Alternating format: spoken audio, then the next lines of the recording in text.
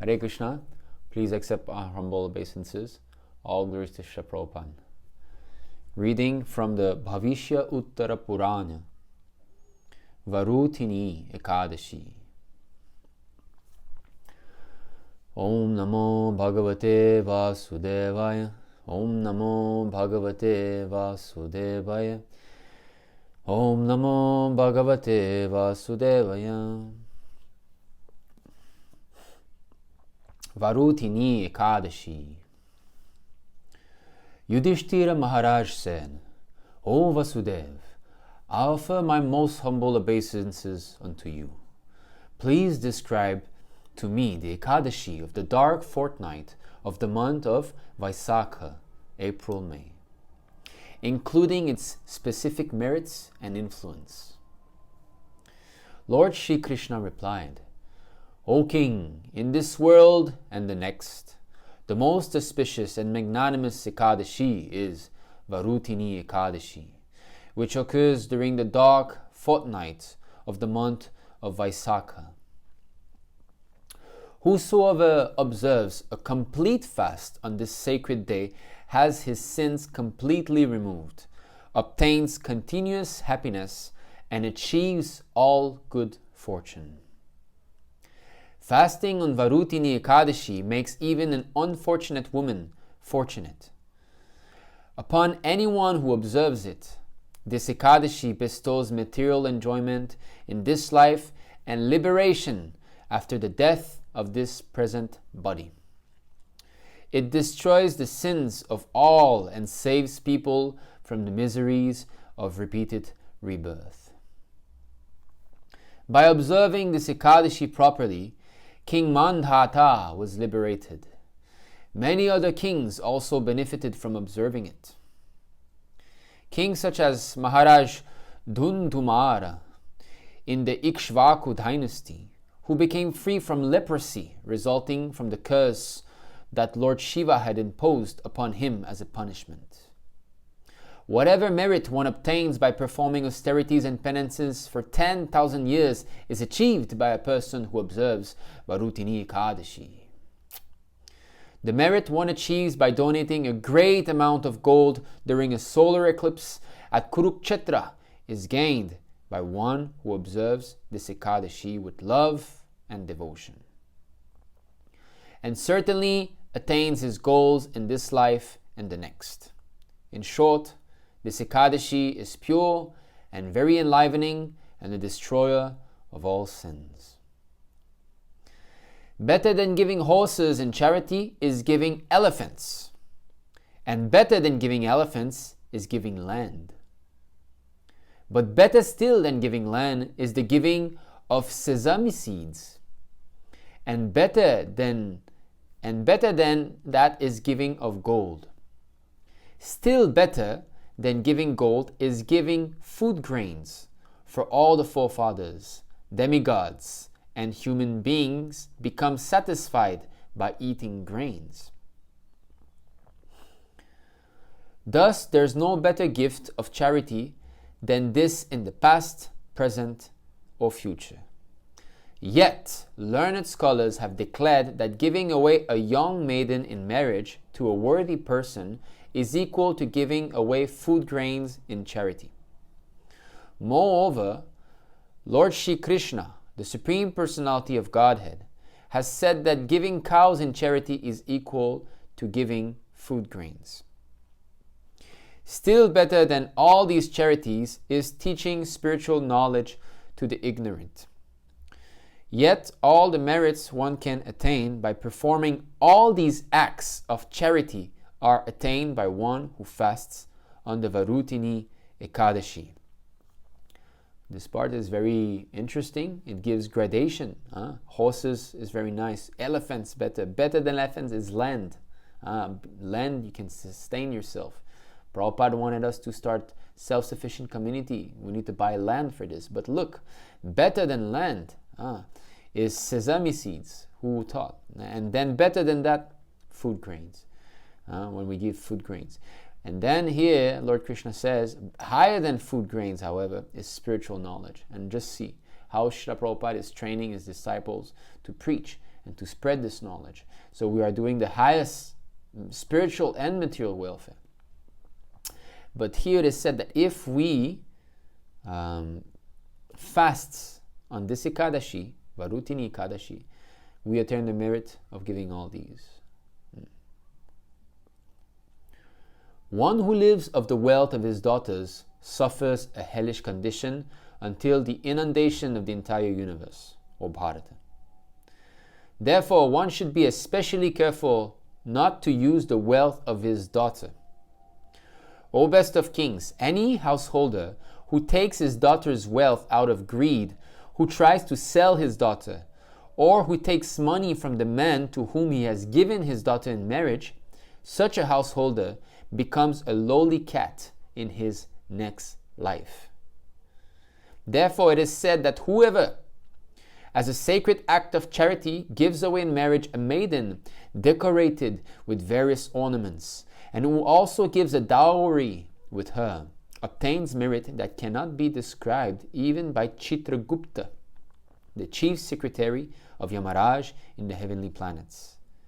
That very same merit, however, can be easily achieved by one who fasts on the Varūthinī Ekādaśī. Just see the power of Ekādaśī. You see, the greatness of Vedic culture is that when one gives his daughter in marriage, he must also give a dowry. Not that he should ask in something in return, that you give me this, you give me that. Of course, I heard there are some families that have such traditions. Also, we hear that Lord Krishna, when he was about to marry one of his wives, the father asked for Krishna to fight with the bulls, you see. So it's not money, but he asked for something. So, and he said it was part of his family tradition. However, we see we must be very, very careful to never touch our daughter's wealth. Just see the great sin that it is. And if we give our daughter in charity, then we should be very freely give, lavishly spend for one's daughter's wedding.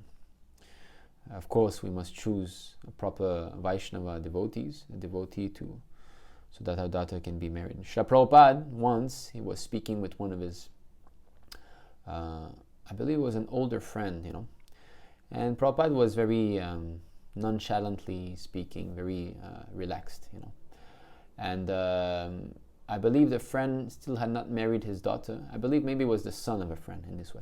And Prabhupada said, the boy has to be healthy and working.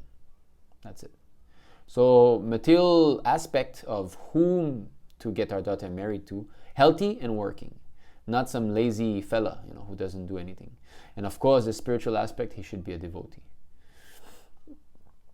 Chitragupta, he is the right-hand man of Yamaraj. All the Yamadutas that go around in their invisible form, they note down all the sins that are committed. And also all the pious activities are also recorded by Chitragupta.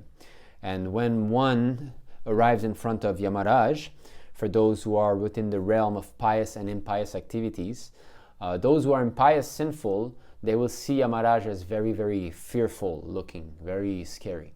And those who are pious will see Yamaraj very beautiful, decorated with ornaments, golden ornaments, flower garlands, and in this way. So here it says that Chitragupta cannot even describe the merit that one obtains by giving a maiden in marriage decorated with various ornaments and with a dowry. So this is an important thing to note. Okay. The following things should be given up on the Dashami, the day before the Ekādaśī. Eating on bell metal plates. Eating any kind of urad dal. Eating red lentils. Eating chickpeas. Eating kondo.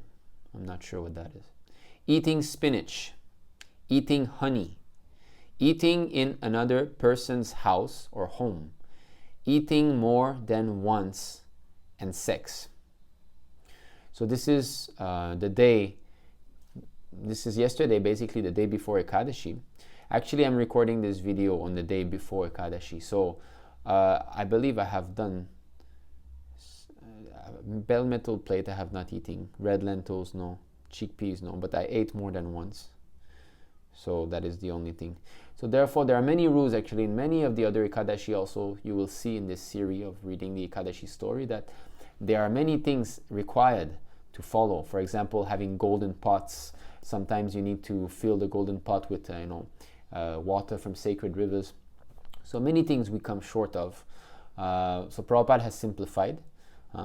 The simplest form is to eat only fruits and milk, yogurt, maybe nuts in this way. Ekadashi food, Prabhupada said. If one wants to be very strict, then no food. Even more strict, nirjal, no water also. On the Ekadashi itself, one should give up the following: gambling, sports, sleeping during the daytime, betel nuts and its leaf, brushing one's teeth, spreading rumors, fault finding, talking to the spiritually fallen, anger and lying. On the Dvadashi, the day after Ekadashi, one should give up the following: eating on bell metal plates, eating urad dal, red lentils or honey, lying, strenuous exercise or labor, eating more than once, any sexual activity, shaving the body, face or head, smearing oils on one's body, and eating in another's home. So that is the day following Ekadashi. If one can avoid these things, that is good. Brushing of teeth, I do not know. Prabhupada did put a standard of cleanliness, especially for the pujaris. So I would not recommend someone to not brush his teeth, especially if he has to serve the deity. That is understandable. Lord Shri Krishna continued, "Whoever observes the Varūthinī Ekādaśī in this way becomes free from all sinful reactions and returns to the eternal spiritual abode. One who worships Lord Janardana on this Ekadashi by staying awake throughout the entire night also becomes free from all his previous sins and attains to the spiritual abode. Therefore, O King, he who is frightened of his accumulated sins and their attendant reactions, and thus of death itself, must observe Varūthinī Ekādaśī by fasting very strictly.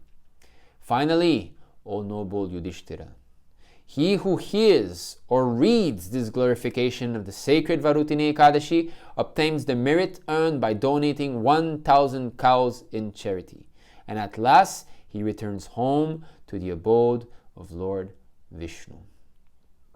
Thus ends the Vrajavasi narration of the glories of Vaisakha Krishna Ekādaśī or Varūthinī Ekādaśī from the Bhaviṣya-uttara Purāṇa.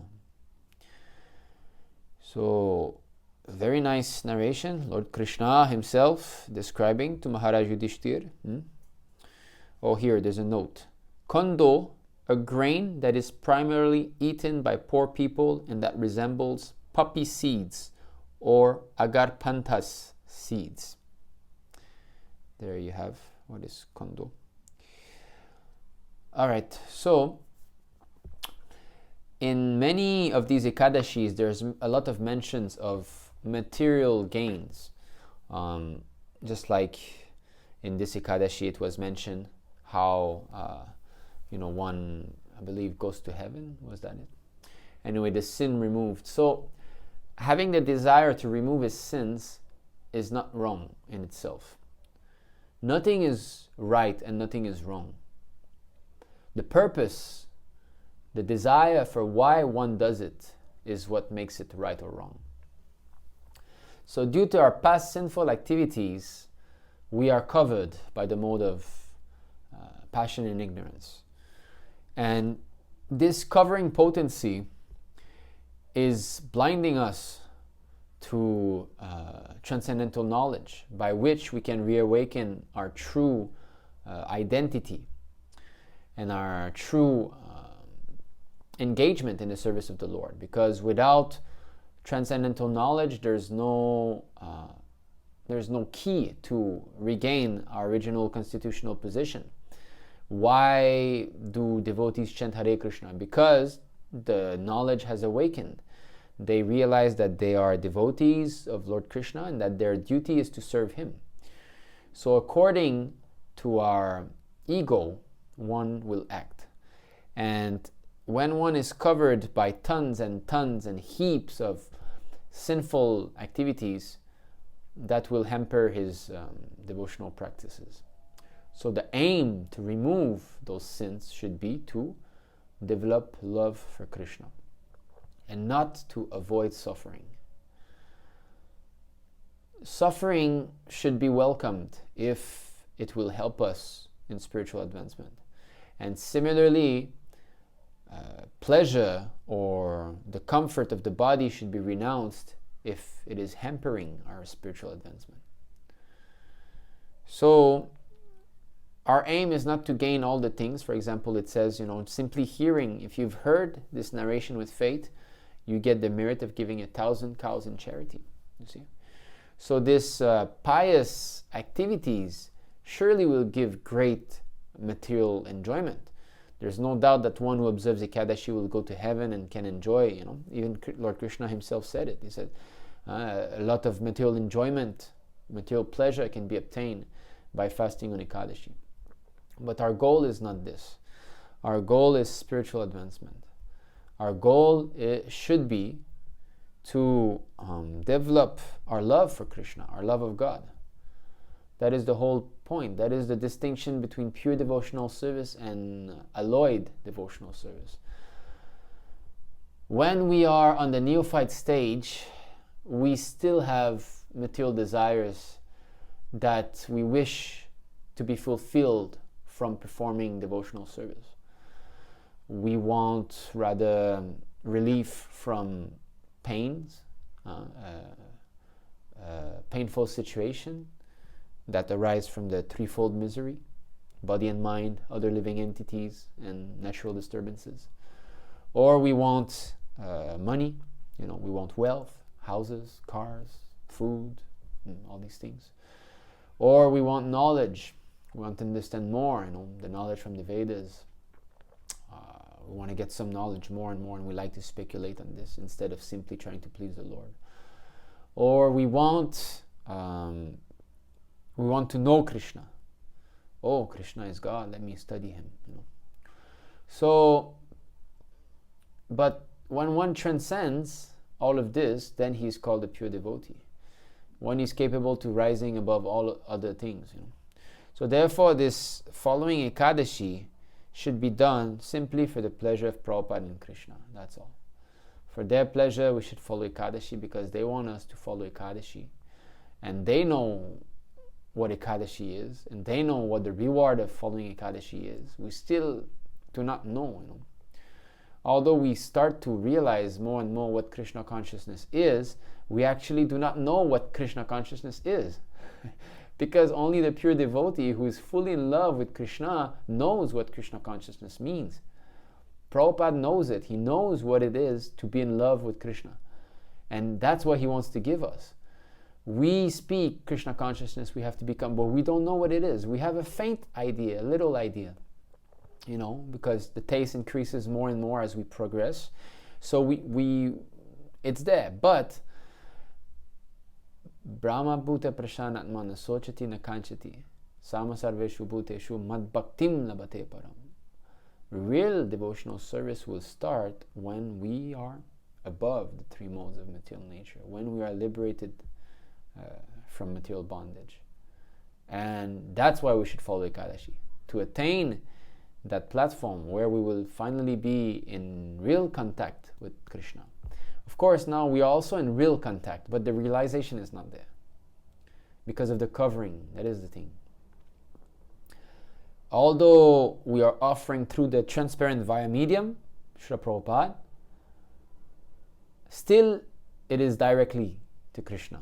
So that is the achintya science, the unconceivable science of how, by offering to Prabhupada, even not physically here, just to the picture, how can one offer directly to Krishna?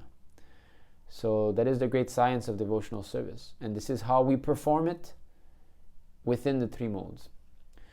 So although the actions that are performed in accordance with the instructions of Prabhupada, are not within the three modes, they do not create further entanglement, still the fan is still spinning.